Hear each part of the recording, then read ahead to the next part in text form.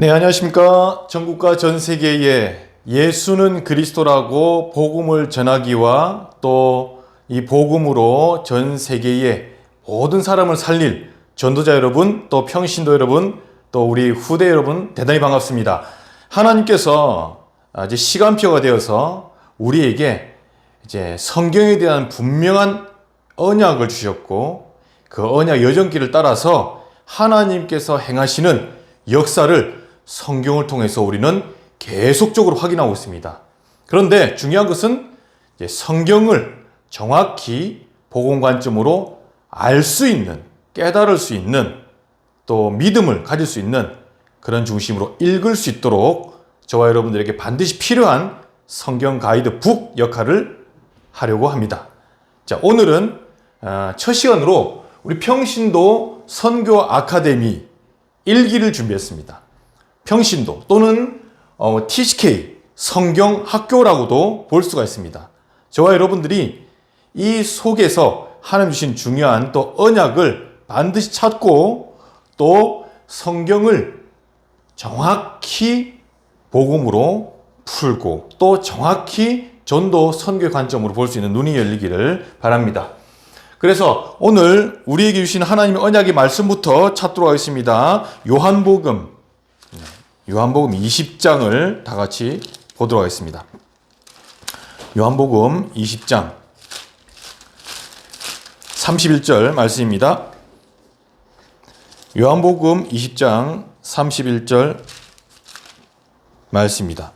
오직 이것을 기록함은 너희로 예수께서 하나님의 아들 그리스도임을 믿게 하려 함이요 또 너희를 믿고 그 이름을 힘입어 생명을 얻게 하려 함이라 라고 성경의 기록 목적을 말씀을 하고 있습니다.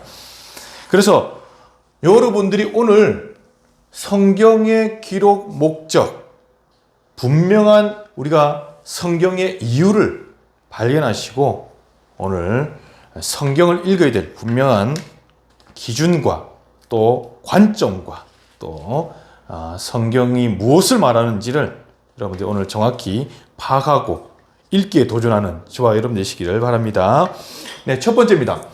서론 말씀에 우리는 이유가 다 있습니다. 그렇죠? 근데 이 성경은 도대체 우리가 왜 읽어야 되고 왜 공부를 해야 되는가? 성경은 생명입니다. 성경 자체는 생명, 곧 영생을 말하고 있어요. 전체. 생명 얻는 책입니다. 그리고 언약의 여정이라고 있습니다. 나와 교회의 언약의 여정은 성경 속에 들어있습니다. 우리가 구원받았으면은 구원받은 하나님 자녀가 성경 속에서 이제 인도를 받아나가는 거예요. 인생 전체를. 그리고 교회도 마찬가지입니다. 저와 여러분 섬기는 교회가 바로 이 언약의 여정 속에 성경 속에 들어와 있는 교회가 되는 거죠. 그것을 발견하는 것입니다. 그리고 개인화 편집이라고 했습니다. 개인화. 성경이 내 영혼에 그대로 개인화, 녹아내려서 편집되는 것. 이것이 바로 로마서 16장 25절 나의 복음과 그랬습니다. 나의 복음과 그리스도를 전파하며 영세전부터 감추어진 것이 드러난 거죠. 그래서 우리는 성경을 통해서 드러난 그리스도의 복음을 찾는 것입니다. 이것이 바로 성경 읽기에 가장 중요한 이유가 되는 것입니다. 선교의 분명한 핵심 내용은 성경이라는 것이죠. 이것이 하나님의 뜻 중의 뜻입니다. 그리고 낙심자를 깨우는 것. 누가복음 24장에 여러분 엠마오 도상으로 가는 제자를 다시 그 가슴을 뜨겁게 해서 돌이키는 그 역할을 한 것이 바로 낙심자입니다. 지금 여러분 교회에 많은 떨어져 나가신 분들 혹시 있다면 붙잡고 도전해 보십시오. 성경을 바르게 그 속에 그리스도를 바르게 전달하기만 하면 돌아오게 되어 있는 거예요. 네. 그 다음에 어린 양을 먹이라. 네. 우리 후대를 잘 기르기 위해서는 반드시 가정에서부터 미션홈에서부터 성경을 바르게 가르쳐야 되는 거죠. 그리고 치유도 하나님 말씀 성경 말씀 그대로 들어가면요, 그대로 하나님이 치유하시게 되어 있습니다. 그래서 그렇습니다. 두 번째는 이 성경이 주는 의미가 있습니다. 그 의미는 바로 인생의 해답, 즉 근본 문제를 해결하신, 십자가에서 인간의 근본 문제를 다 끝내셨다는 것을 발견할 수 있는 책이 바로 성경이기 때문에 우리는 성경을 읽고 정확히 공부를 하는 것입니다. 성경은 복음을 찾아내는 것이라고 말했습니다.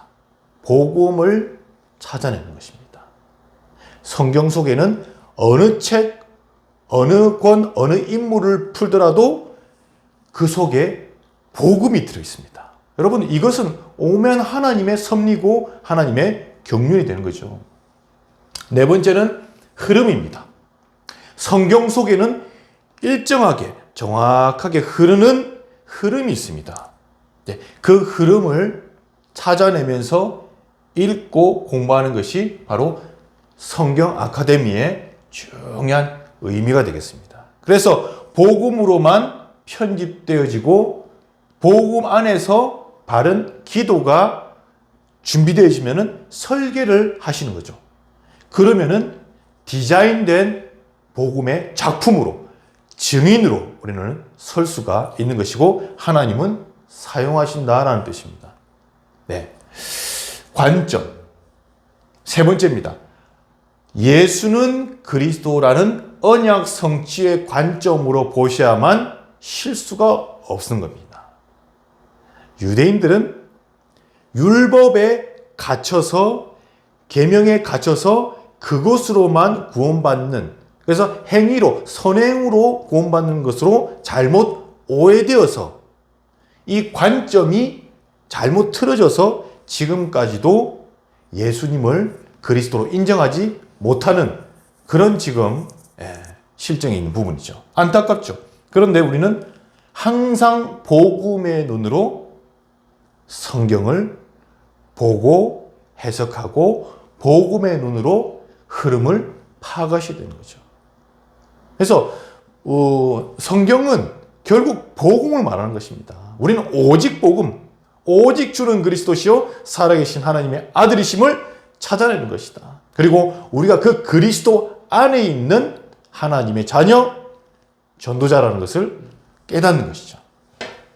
두 번째 관점이 있습니다. 두 번째. 그러면 이 성경을 어떤 관점으로 봐야 될 것인가? 하나님 나라, 전체는 하나님 나라. Kingdom of God. 하나님의 나라, 하나님의 왕국에 대한 이야기입니다. 왕국. 하나님께서 처음 에덴 동산에 왕국을 주신 성전을 주셨는데 그 성전을 잃어버리는, 그래서 그 성전을 다시 조그마한 모양으로 성막으로 하나님이 설계도와 모든 부분을 하시고, 그리고 그 성전이 하나님의 왕국이 무너지면은 언약의 백성들도 무너지게 됐고, 그래서 포로돼 가고 속국되고 로마에 속국되고, 하지만은 다시 하나님께서는 그리스도를 이 땅에 모시셔서 십자가에서 다 끝내시고 어떻게 해요? 다시 하나님 나라를 회복하는 새하늘과 새 땅의 요한계시록까지의 이야기를 그리고 있습니다. 여러분들, 그리고 세 번째 관점은 성전 회복. 똑같은 내용입니다. 그리고 항상 전도와 선교의 관점으로 보실 수가 있어야 되는 것입니다. 전도가 되어지는, 선교가 되어지는, 다시 말하자면 오직 이것을 기록하면 예수가 그리스도라는 사실을 믿고 어떻게 한다고요? 생명 얻는 것이 기준인 거예요. 예수가 길이요 진리요 생명이기 때문에 생명 얻는 전도 선교, 이 생명 얻는 전도 선교가 끊겼을 때에 어떻게 해요? 우상이 들어오고 결국 나라가 망해서 전쟁 나고 끌려가고, 이 선교와 전도가 회복될 때에 다시 하나님의 권능이 임하고 하나님께서 이 나라를 회복하시는 거예요. 이렇게 관점을 바르게 가지시는 겁니다. 자, 우리 성경을 읽으실 때에 작게 적어놨는데요. 여러분, 작게 적어놨는데 이 성경을 읽을 때 포인트를 딱 기준점을 잘 보시네요. 언약 기준점으로. 신에서 언약, 아브라함이 주신 언약, 네. 그 다음에 다윗에게 주신 다윗의 언약. 이제 이 기준으로 아브라함과 다윗의 자손 예수 그리스도의 세계라. 마태복음 열리면서 이제 오실 메시아의 구약이 있다면은 그 구약에서 언약대로 오신, 그래서 언약을 성취하시는, 십자가에서 성취하시는 그리스도가 오셨다. 이것이 바로 신약성. 이렇게 이제 되는 거죠. 배경과 그 다음에 목자의 그 의도, 예, 그 다음에 이 받는 자는 누군가, 받는 자가 누군지에 따라서 관점이 달라지는 거죠. 그리고 주제, 대주제가 되는 성경 구절, 이런 부분들로 이렇게 해서 보시면은 성경 한 권 한 권이 재미가 있어지는 거예요. 저는 하나님께서 이런 부분들에 24시간 집중할 수 있는, 행복할 수 있는 재미를 주신 거예요.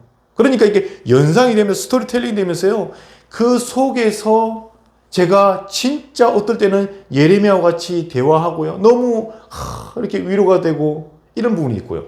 또 예수님 십자가 도상에 올라가는 때에 그 같이 이렇게 가지는, 저도 함께 같이 예수님 따라가는 그런 부분들로 막 연상이 되면서요, 마음이 겸손해지고 또 엎드려지고 이렇게 기도가 나오고, 이렇게 이제 성경이 우리 속에서 실제로 작동을 하는 거예요. 작동을 하는 거예요. 이게 재미가 있는, 얼마나 그런 부분들이.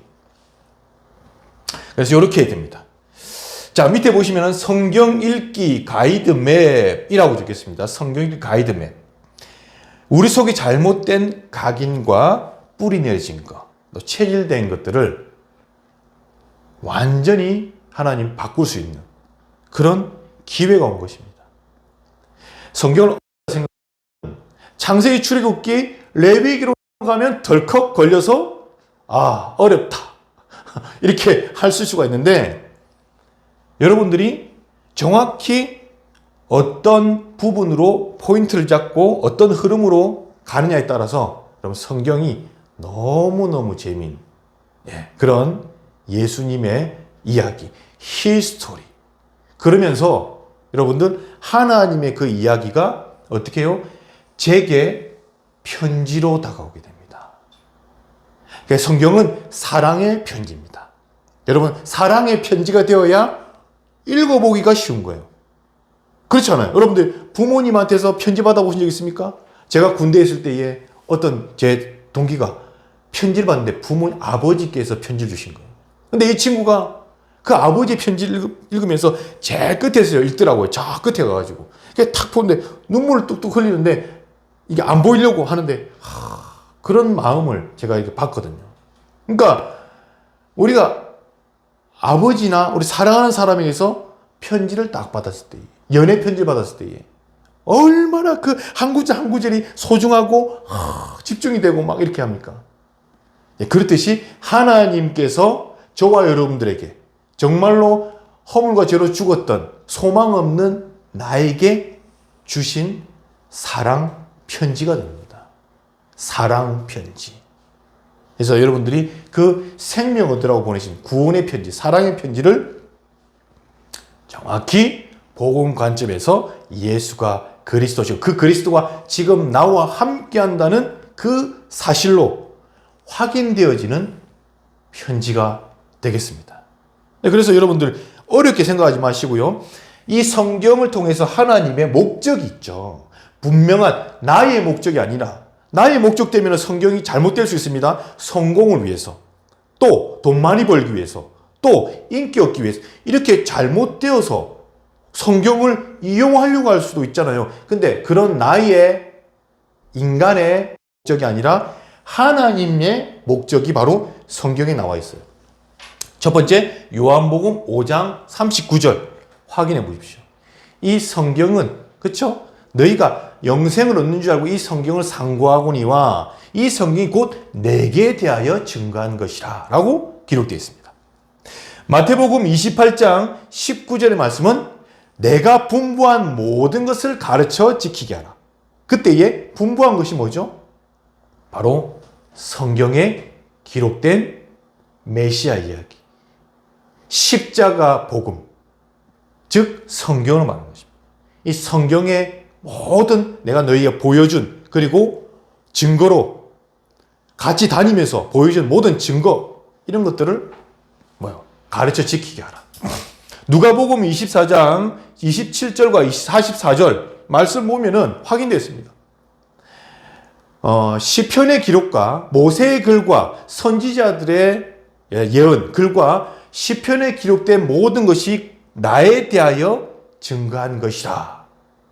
이루어지리라 한 것이다. 이렇게 말씀하고 있습니다. 그래서 누가복음 24장 44절 여러분 확인해 보시면 성경에 기록하신 하나님의 목적이 담겨져 있습니다. 이사야서 34장 16절에는 성경은 앞뒤가 짝이 다 맞는 하나님의 이야기니까 성경을 자세히 읽어보라라는 말씀이 나옵니다. 성경을 그냥 술렁술렁 넘어가야 될 때는 넘어가야 되겠죠. 하지만은 성경을 또박또박 기도하면서 자세히 기도하면서 하나님 이 말씀이 어떤 말씀이요? 말씀이 들려지게 깨닫게 해주세요 하면서 자세히 읽어보라고 성경은 이사야서 34장 16절에 기록하고 있습니다. 그리고 그 성경은 어떻게 해요? 자손 후대 너와 내 후손 너와 후손의 후손에까지 바르게 꼭 전달해라 라는 말씀으로 이사야서 59장 21절의 말씀을 하고 있습니다. 후손의 입에서 내 후손의 후손의 입에서 떠나지 않아야 되는 거 아니지 않습니까? 네. 계시록 요한계시록 1장 3절에는 이 예언의 말씀을 읽는 자, 듣는 자, 그 중에 기록된 말씀을 지키는 자는 복이 있나니 때가 가까움이라 라고 말씀하고 있습니다. 다시 말해서 때가 가까움이라 여호와의 날 예수 그리스도의 날 재림이 가까울수록 성경을 읽고 듣고 그 성경 말씀을 기록한 대로 실천하는 거죠. 그것이 여러분들 기름 준비의 중요한 언약이 되겠습니다. 여러분들 기름 준비 아시죠? 열처녀의 비유. 기름을 준비해야 돼요. 성경을 바르게 읽고 그 속에서 중요한 언약을 찾아내고 깨닫는 것이 하나님의 목적이 되겠습니다. 디모데후서 3장 14절로 17절까지는 아시죠? 여러분들 이 성경은 하나님이 감동으로 된 것으로 그 전에 뭐라고 했죠? 너희는 배우고 확신한 일에 거하라. 뭘 배웠을까요? 성경을 배운 거죠. 바울이 디모데에게 정말 영적인 아들에게 그렇죠. 마지막으로 전달하는 서신에 마지막으로 전달하는 소원과도 같은 것에 뭐라고 정점을 찍었죠? 성경 배우고 확실한 일에 거하라. 그것이 바로 말세를 이기는 고통하는 때를 이기는 하나님의 방법이다. 여러분 그냥 보이지 않고 여러분 그 부분으로 보일 수 있습니다. 말세의 고통할 때 지금 보십시오. 여러 가지 재앙 가운데 3단체와 여러 가지 지금 보이지 않는 이 명상운동, 기운동, 보이지 않는 모든 이 영적인 재앙의 물결들이 오고 있는데 어떻게 막을 겁니까? 어떻게 우리가 복음을 수호하겠습니까? 바로 디모데후서 3장 14절 17절 모든 성경은 하나님의 감동으로 된 것으로 교훈과 책망과 바르게 함과 의로 교육하기에 유익하니 그렇습니다. 여러분들이 이 부분에 대해서 기준으로 못을 박아 놓으시면 되겠습니다. 요한복음 3장 16절 작게 적었는데요. 작게 적었는데 하나님이 결국은요. 이 세상을 사랑하시기 때문에 독생자를 주셔서 멸망치 않고 영생을 얻으라고 주신 책이 성경입니다. 그래서 결국 성경이 주신 목적은요. 하나님께서 우리 모든 인류를 죄인을 까지도 사랑하신다는 증거예요. 사랑하시는 것을 표현한 것이 바로 성경인 것입니다. 베드로후서 3장 9절에도 주 여호와의 약속이 꼭 이루어질 것이다. 그 날을 기다리자라고 말씀하고 있습니다. 자, 우리 서론의 말씀이 조금 길었는데요. 본론으로 들어갑니다. 우리 평신도 성경 아카데미 1기 성경은 도대체 어떻게 구성이 되어 있고 기본적으로 어떤 흐름으로 성경은 역사가 흘러가고 있는가라는 것입니다. 성경은 총 66권으로 이루어져 있습니다. 정경이라고도 하죠. 총 주제는 예수는 그리스도십니다. 예수님이 메시아, 기다리고 기다리던 그 창세기 3장의 사단 문제, 운명 문제, 지옥 문제를 해결할, 영적인 근본 문제를 해결할 그리스도로 이 땅에 오실 것이다. 그리고 그 그리스도가 오셨다라는 것을 말하는 책입니다. 구약은 39권으로 이루어져 있습니다. 신약은 27권으로 이루어졌습니다. 그래서 토탈 합이 66권이 되는 것입니다. 여기까지. 그렇죠? 네. 그리고 구약 성경은 율법서, 역사서, 시가서, 예언서 이렇게 이루어지고 있습니다. 마찬가지로 신약도 복음서, 율법서랑 같이 이제 맥락에서 복음서, 그 다음에 역사서, 우리 또 역사서, 신약 성경에 구약의 시가서는 신약의 서신서로 표현할 수 있습니다. 그리고 구약의 예언서, 이 뜻이 신약에도 요한계시록 예언서가 있습니다.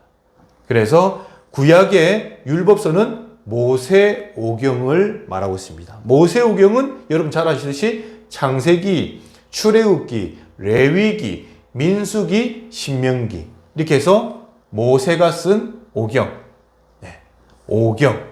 그래서 5권 되겠습니다. 역사서는 모세오경 뒤에 여호수아서부터 시작됩니다. 여호수아서, 사사기, 룻기, 사무엘상, 사무엘하, 열왕기, 상하, 역대, 상하, 에스라, 느헤미야, 에스더까지 역사서가 되겠습니다. 이스라엘의 역사를 증거한 책이 됩니다. 그리고 시가서는 이 역사서를 뒷받침해주는 해석이라고 보시면 됩니다. 또 참고 부록이라고 보시면 됩니다. 그래서 욥기, 시편, 잠언, 전도서, 아가서까지 5권. 그리고 선지서는 이제 예언서라고도 하는데요. 이사야, 예레미야, 에가, 그다음 에스겔, 다니엘서까지 대선지서라고 하죠. 분량이 많은 선지자다. 그래서 대선지서. 그 다음에 호세아부터 호요람, 오변미, 나합습, 학승말 이렇게 해서 호세아, 요엘, 아모스서, 오바댜서, 요나서, 미가서, 나훔서, 하박국서, 스바냐서, 그 다음에 학개서, 스가랴서, 말라기서까지 12권. 그래서 17권, 합이 17권 되겠습니다. 이까지. 그래서 선지서. 근데 이 선지서는, 예언서는 바로 이 역사서의 구석구석에 들어간다라고 보시면 되는 거죠. 그래서 시간 순서대로 쭉 나와 있으면 얼마나 좋겠습니까? 그런데 성경 구약은 시간 순서가 아니라 이렇게 율법서, 역사서 속에 그 역사를 해석하는 시가서와 그 역사 속에서 왕들과 그 왕들 속에 영적인 멘토 역할을 했던 선지자들, 또 왕에 해서 멘토가 아니라 왕들을 향해서 아주 이렇게 심판과 아주 회개로 외쳤던 선지자들까지 이 선지자들이 이 역사서에 들어가는 거죠. 신약 성경 27권입니다. 이 신약 성경은 오신 그리스도, 그 메시아, 예언했던 그 메시아가 그리스도가 오셔서 그 오신 예수님이 십자가상에서 모든 문제를 다 끝내신 그 이야기, 그리고 다시 오실 메시아 그리스도를 예언하는 계시록까지 이야기입니다. 사복음서 여러분 잘 아시죠? 마태복음, 마가복음, 누가복음, 요한복음까지입니다. 마태, 마가, 누가, 요한. 사복음서로 합니다. 마태복음, 마가복음, 누가복음까지는 공관복음이라고 그래가지고 같은 복음, 다른 시점이 다른 사람들, 다른 제자들이 각각의 시각으로 본 복음을 말합니다. 복음을 기록해 놓았죠. 예수님에 대한 기록입니다. 그리고 역사서입니다. 역사서는 사도행전을 말하고 있습니다. 역사서. 이 사도행전이 바로 교회의 역사, 또 성령의 이런 역사, 교회에 대한 이런 역사와 이런 부분들을 이제 나오고 있습니다. 서신서는 21권의 로마서에서부터 유다서까지 일반 서신 또는 공동 서신, 그 안에 목회 서신도 들어있고 그 안에 이제 감옥에 있은 그런 옥중 서신까지 에베소서, 빌립보서, 그 다음에 빌레몬서, 골레소서. 여기는 이제 옥중 서신이라 가지고 4권 따로 있고 이런 식으로 나눕니다. 목회 서신, 디모데 전후서, 디도서 이런 것도 목회 서신이라고 하죠. 그리고 나머지는 이제 공동 서신, 또 일반 서신이라고 합니다. 그래서 베드로 전후서라든지 야고보서라든지 뭐 히브리서라든지 그래 쭉 있지 않습니까? 그런 것들은 서신서. 그리고 예언서는 계시록 이렇게 됩니다. 이렇게 이제 66권으로 이루어진 성경. 이 성경은 도대체 어떤 성경인 거냐? 성경은 정황무오한 하나님의 말씀입니다.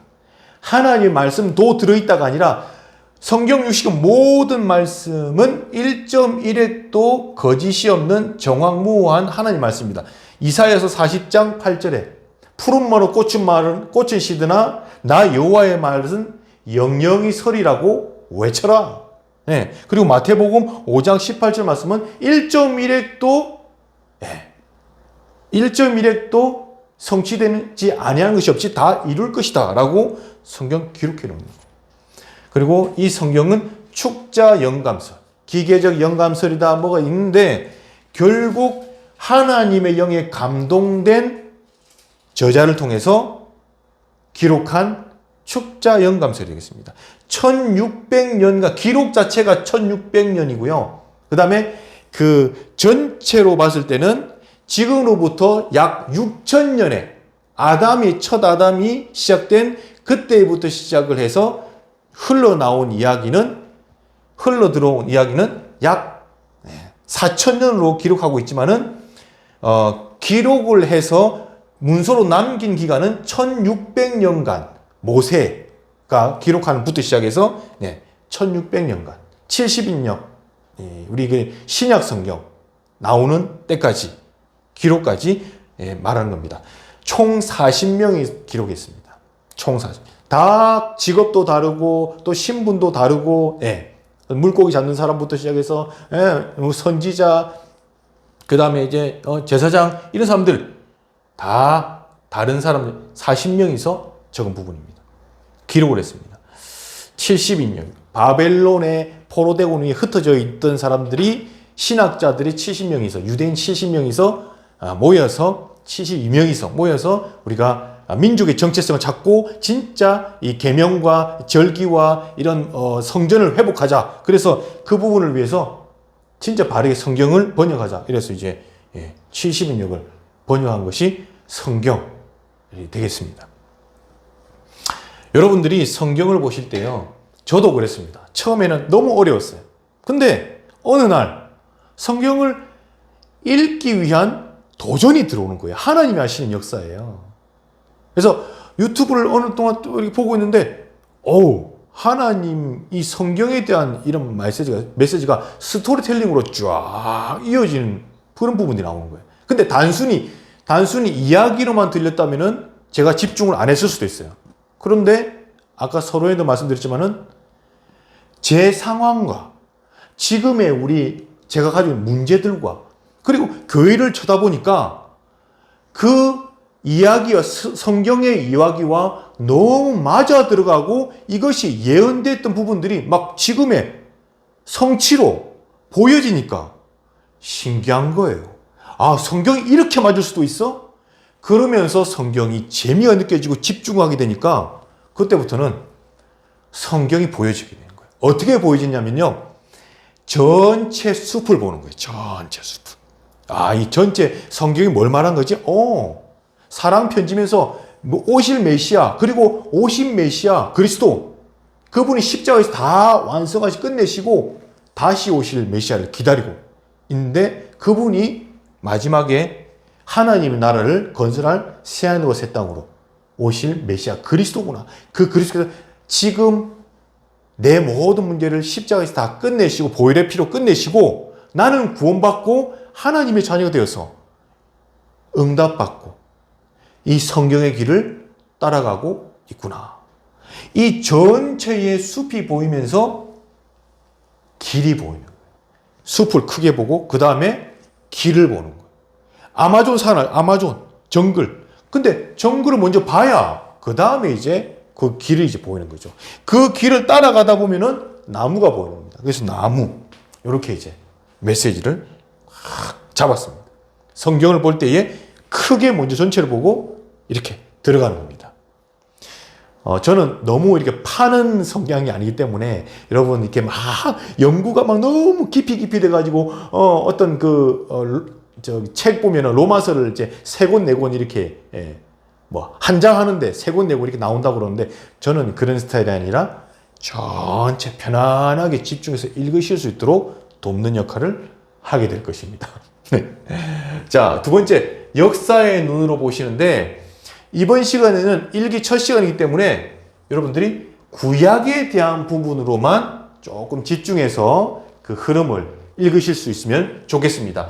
구약의 역사를 보는 관점으로 역사 신학입니다. 그래서 여러분들이 여기 보시면은 태초 아담부터 시작해서 쭉 이렇게 우리 BC, 비포 크라이스트, 즉 예수님이 태어나시기 전 4,000년, 3,000년, 2,000년 이 이야기들을 쭉 나오면서 이스라엘의 구약의 역사를 통해서 오실 그 메시아 그리스도를 발견할 수 있도록 그렇게 지금 돕고 있는 부분이 되겠습니다.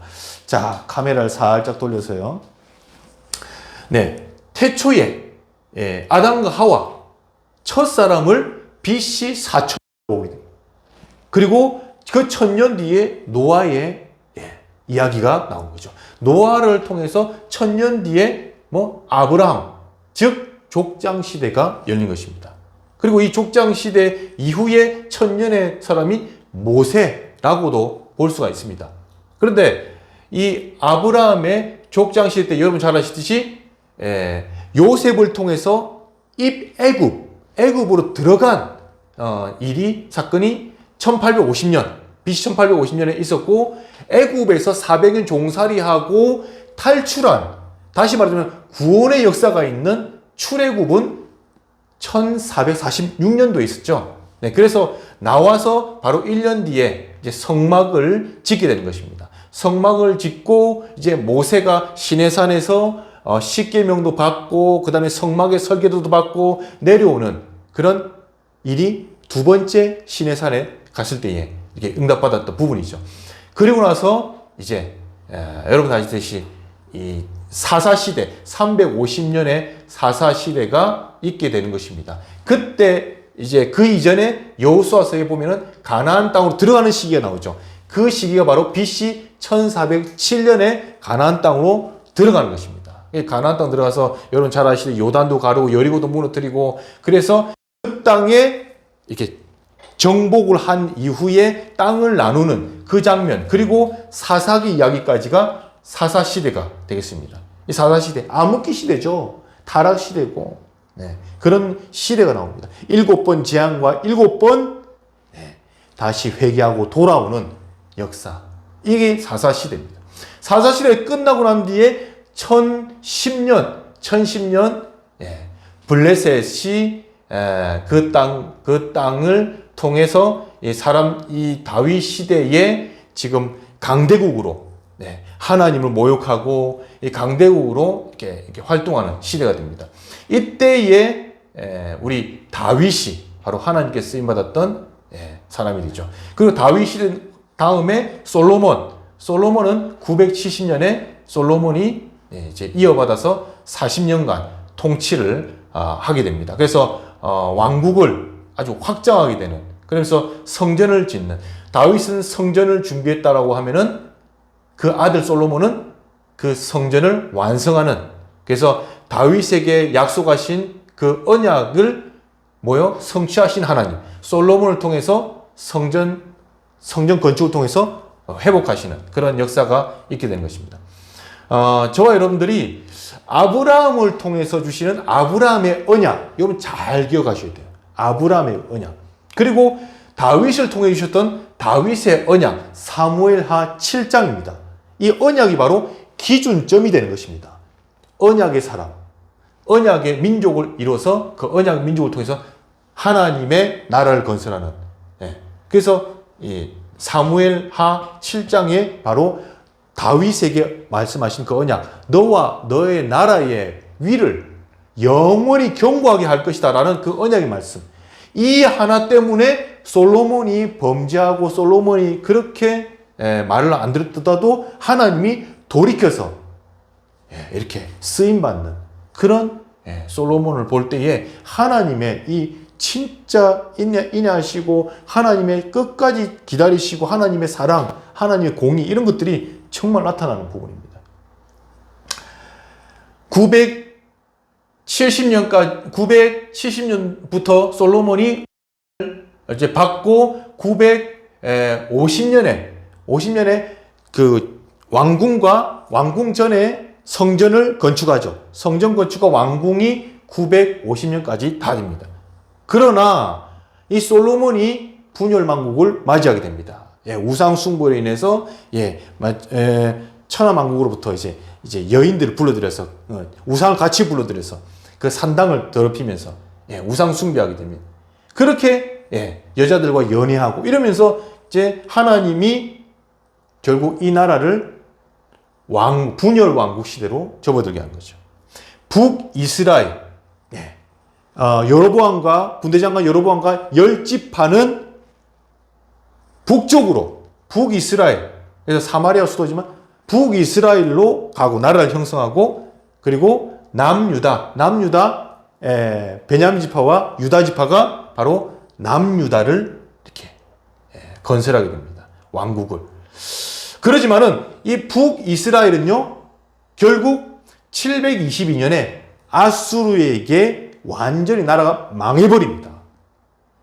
아우 왕조에 20명의 왕이 있었는데 전부 다윗의 길이 아닌 전부 각자의 길, 우상의 길로 가서 하나님께서 여기를 심판하는 것이 바로 아수르를 통해서 완전히 패망시켜버리는 겁니다. 북왕국은 완전히 없어지는 거예요. 그러나 남유다는 하나님이 끝까지 그 나라와 그 위를 영원히 견고케 하라는 사무엘하 7장의 언약의 말씀을 성취하시기 때문에 끝까지 이 20대 왕이 있었는데 진짜 하나님이 너무 스펙타클하게 이렇게 끝까지 지켜서 그 왕위를 지켜서 포로돼 가는 상황이 바벨론에게 포로되는 상황이 있더라도 하나님은 돌이키는 역사를 보여주셨습니다. 여러분 보시면은 586년에는 바벨론에 의해서 남유다가 완전히 포로로 다 끌려가는, 망하고 포로로 끌려가는 장면이 나옵니다. 722년에는 누가요? 북왕국 이스라엘이 망하였어.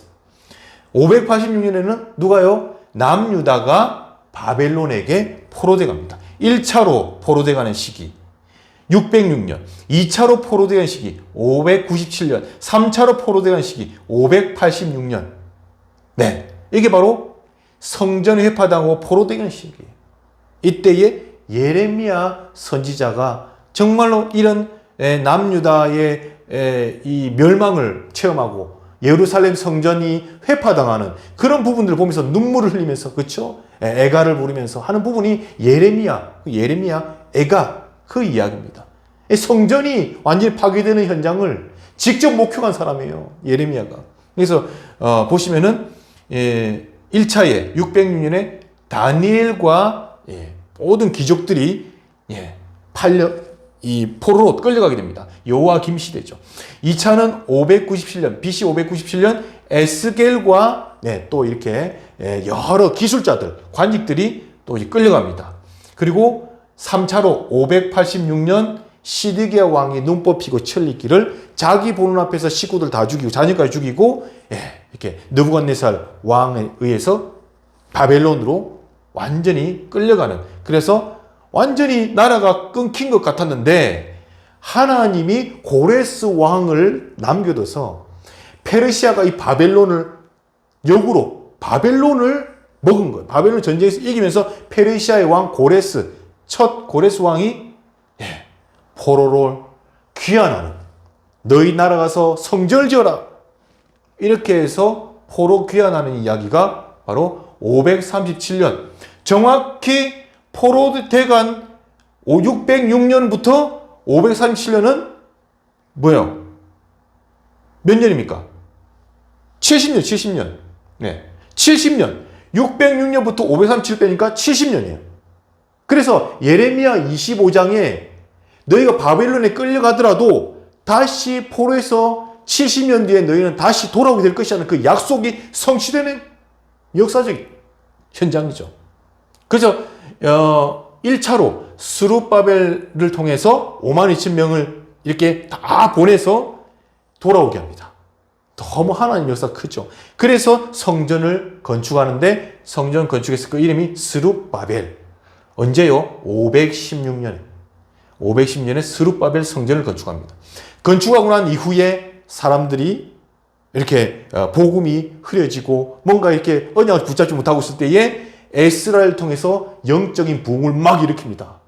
그래서 이렇게 율법서를 낭독하면서 모두 회개하고 돌아오고 우리를 구원하신 메시아, 그 성전을 회복할 하나님의 중요한 언약이 있는 사람들이다. 이렇게 하면서 외치면서 에스라, 이때 이제 예수아라는 이제 제사장하고 같이 이제 이 성전의 율법을 통해서 중요한 언약 전달하는 이렇게 있는 부분이죠. 3차로는 느헤미야가 와서, 그렇죠? 성전을 통해서 여러 외침들이 있으니까, 외세 침략들이 막 있으니까 안 되겠다. 이 성벽이 있어야 되겠습니다. 그렇게 해서 아닥사스다 왕에게 간청하는 가운데 이렇게, 그래, 성벽을 지어라. 52일 만에 성벽을 딱 지은 거예요. 여러분, 성전만 있다는 것은 우리 예수 그리스도 복음 가지고 그냥 구원 받았어, 나는 그래 모든 것은 하나님 자녀야, 이렇게 하고만 있는 상태입니다. 하지만은 성벽이라는 것은 그 구원의 축복과 구원 능력, 기도의 응답을 어떻게 해요? 커버해 줄 수 있는 성벽, 다시 말하자면은 삶을 말합니다. 그래서 성전은 복음을 말한다면은 성벽은 그 복음을 복음화시킬 수 있는 삶을 말합니다. 여러분, 로마서를 보면은 교리 11장부터 복음의 교리를 11장까지 복음을 교리를 말한다면은 12장부터 16장까지는 그 복음을 뒷받침해 줄 수 있는 삶을 말하고 있듯이, 우리가 진짜 복음 가지고 있으면은 그 복음을 함께 어울릴 수 있는, 진짜 불신자들이 볼 때도 저는 복음 가진 사람다워, 하나님 믿는 사람다워 라고 할 수 있는 삶이 딱 되어주는 거라는 거죠. 그것이 바로 성전과 성벽에 대한 영적 의미가 되겠습니다. 그래서 이제 444년에 이제 성벽이 이루어집니다. 516년도에, 그렇죠? 사마리아에 방해가 있더라도 학개스가라 이 선지자를 통해서, 나중에 설명하겠지만은 학개스가 선지자를 통해서 막 외치는 거예요. 성전을 지어라. 너희가 지금 판벽한 집에서 포도원 짓고 이렇게 잘 살 때가 아니다. 그러면서 막 이제 외쳤던 학개, 그 다음에 스가랴, 이런 선지자를 통해서요 외치면서 도전받고 결국 516년도에 이제 성전을 완공하게 되는 거죠. 스룹바벨 성전. 그런데 완공하고 나서 보니까 초라한 거예요. 솔로몬 성전은 너무 화려하고 커서 너무 좋았는데 초라하기 여지없는 스룹바벨 성전이었습니다만은 하나님께서 이 성전을 통해서 영광을 받으시는 부분이죠. 그리고 444년에 성벽을 건설하는 겁니다. 성전과 성벽을 다 건설하고 재건하고 난 이후에 그때부터 사람들이 뭐죠? 매너리즘에 빠지기 시작하는 거예요. 우리가 바치고 다 바치고 예배 드리고 형식적으로 드리고 다 했잖아요. 그런 이야기가 바로 말라기서 나옵니다. 그런데 말라기에서 하나님은 뭐죠? 너희가 이런 매너리에 빠져 있다. 그래서 이 11조 속이고 그 다음에 혼합 자포나는 부분들, 이런 부분들도 다 각기 제가 원하는 것으로 하고, 그 다음에 이 성전을 지키는 제사장들이 막 타락을 하고, 이런 부분들이 나오기 때문에 말라기서를 통해서 정확히 언약을 다시 한 번 더 이렇게 마무리하는 부분입니다. 여기까지 아담, 노아, 아브라함의 족장 시대, 그 다음에 다윗 통해서 이게 사울이 이제 다윗을 통해서 이렇게 쭉 이제 왕정 시대가 있고, 분열 왕국 시대, 그 다음에 포로기, 여기서부터 남유다가 멸망하고 포로기 시대, 그리고 성전을 재건하는 시대, 그리고 이제 뒤에는 말라기 이후에 마지막에 이제 예언자가 없죠. 그렇지만은 때가 되면은 이제 세례요한과 같이 너에게 선지자를 보낼 것이다라고 하면서 끝내면서 신구약 중간사로 접어들게 됩니다. 400년 동안 하나님의 말씀에 침묵기가 되겠습니다. 근데 하지만은 이 기간 동안에 이제 패권 왕국이 바벨론에서 페르시아로, 메데 페르시아 바사, 메데 바사에서 다시 헬라 제국으로, 헬라 제국에서 다시 로마에서 이렇게 쭉 내려가는 이제 그런 부분들이 나옵니다. 여기서 이제 적그리스도에 출현하는 이제 그런 부분들. 그 다음에 여러분 네 개의 당파가 나오는 거죠. 바리새파, 사두개파, 그 다음에 셀로파, 그 다음에 열심당, 이렇게 이런 부분들 이제 신구약 중간사에 그런 당들이 네 개의 파가 이제 형성이 되는 부분 나옵니다. 지금까지 잘 다루었습니다. 이제 결론의 말씀을 드리고 마치도록 하겠습니다. 사도행전 17장 2절에서 3절에는 구약의 역사를 담은 이 책을 바울은 회당을 다니면서 고린도, 데살로니가 교회, 그 다음에 이런 베레아직 가면서 뭐죠? 회당에서 구약 성경을 정확히 풀어서 예수가 그리스도라는 것을 밝히 드러내어서 증거했습니다. 어떻습니까? 사도행전 8장 26절부터 40절까지 말씀, 여러분 에디오피아 내시의 이야기가 있습니다. 성령에 이끌림 받는 이 빌립 지사가 성전에서 예배드리고 온 그 에디오피아 내시의 마차에 타서 깨닫는 자가 있느냐 물어보니까 이 에디오피아 내시가 나에게 성경을 가르쳐주는 사람이면 내가 어떻게 깨닫느냐 그러면서 선지자 이사야의 글을 읽으면서 도살할 양, 그러면서 끌려가면서 우리의 모든 죄악을 다 담당하셨던 그 그리스도 예수, 십자가에 죽으실 그 예수 부활하셔서 모든 문제를 해결할 그 그리스도를 드러내줍니다. 그러니까 그 에디오피아 내시가 그 사람이 바로 당신이냐 누구냐 물어보니까 그분이 바로 예수 그리스도시다라고, 메시아 그리스도라고 증거해 줍니다. 그래서 거기서 에디오피아 내시아가 감동받고 세례달라라는 장면이 나옵니다. 그 에디오피아 내시는 바로 빌립 지사의 그 만남을 통해서 정확한 성경을 통해서 복음을 깨닫고 그리스도 예수를 깨닫고 어떻게 해요? 그 나라의 선교의 첫 시조가 되고 에디오피아는 세계 복음화가 된 겁니다. 에디오피아 복음화가. 그 선교가 됐다는 말입니다. 여러분, 성경이 이렇게 정확히 증거될 때에 하나님의 역사로 선교가 되는 줄 믿습니다. 여러분, 그래서 성경은요, 반드시 현재성, 성경은 현재의 일과 여러분 항상 매칭된다는 것을 깨달으시기 바랍니다. 성경, 옛날 이야기지. 뭐 성경에 있었던 이야기. 그런 게 아니라 이 성경은 지금의 우리의 모습을 비추는 거울과 같고요. 성경은 지금 현재와 현재의 일과 같이 함께 가고 있다는 것입니다. 그것이 성취가 되고 있는 거예요. 예언의 말씀이 지금도 그대로 성취가 되고 있는 거예요. 흑암이 지금 예수 그리스도로 완전히 꺾이듯이 지금 하나님의 말씀이 그대로 우리 속의 스토리로 그대로 와서 적용되어지는 그런 말씀이다라는 거죠. 그래서 성경은 너무나 놀라운 말씀입니다. 그리고 하나님과의 관계를 늘 확인하게끔 하는 것이 성경 말씀입니다. 하나님과 나와의 관계, 하나님과 교회와의 관계. 하나님은요, 항상 관계를 보시는 관계. 관계를 확인하시는 거예요. 1대1. 하나님과 나는 1대1 관계예요. 우리 신앙생활은 하나님과 1대1 관계입니다. 그래서 여러분은 그 관계 회복에는 성경이 항상 그 속에 있습니다. 그리고 깨달음을 통해서 영적 상태를 바꾸는 책이 되겠습니다.